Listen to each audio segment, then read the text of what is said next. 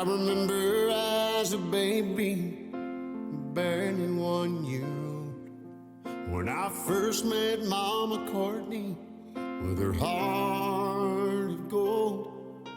I didn't know it way back then how she influenced me, but I thank Mama Courtney for the man I grew to be.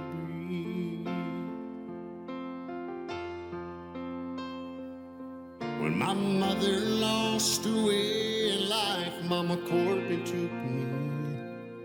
She became my foster mother and my best friend. She'd drive us kids around the town in a big black Oldsmobile. Till this day I still remember how good she made us feel. There are many children in this world who suffered hurt and shame. It's the many Mama Courtneys who took away their pain. And God works in mysterious ways, I believe this is true. And though she had no children of her own, she fostered 32.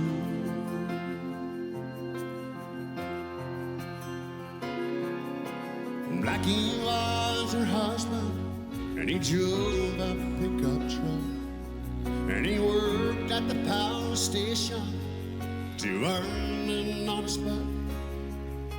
And weekends he'd go hunting squirrels up in Arkansas, and every night when he took to sleep, we would call him Paul.